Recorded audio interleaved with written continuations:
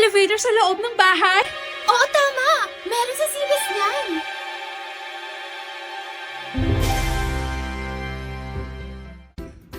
Hello mga kasibes! Nandito ko ngayon sa ating showroom sa Balintawak. Ngayon, itutour ko kayo sa aming V80 Aurora model. Tara! Ngayon, para makapasok tayo, kailangan natin pindutin ang ating touchscreen call button. At magbubukas ang ating automatic saloon door. Tara, pasok tayo! Ito naman ang tinatawag natin na touchscreen control panel. Nandito naka-display ang mga floors na pipindutin natin. Try natin pindutin ang number 2, papunta sa second floor. Going up. Meron din siyang voice annunciator na nag-a-announce kung nasang floor na tayo. Ang kinagandahan naman sa ating elevator ay pwedeng magbukas sa iba't ibang side yung pintuan. Ngayon naman, ang nilalaman ng ating control panel ay meron siyang fan. Ma-adjust mo ang fan depende sa lakas at sa hina na gusto mo.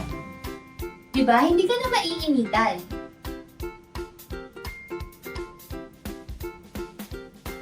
Ngayon, meron din siyang alarm.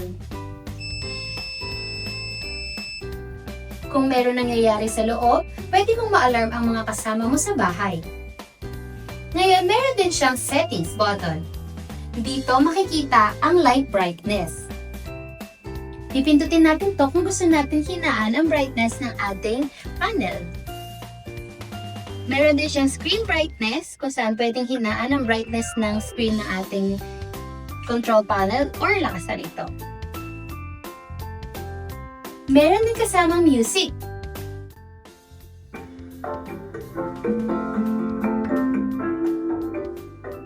Pwede siyang lakasan at pwede rin siyang hinaan. Marami din siyang options na mailalagay sa ating mga music. Dito din sa ating control panel, naka-display ang information ng lift. Kung ilang stop, size, manufacturing date, customer service, and maintenance. Ngayon, meron din tayong language button. If in case na gusto nyong i-select ang ibang mga lengguwahe, maaari ito. Pwedeng English, Espanyol, or hindi naman kaya Chinese.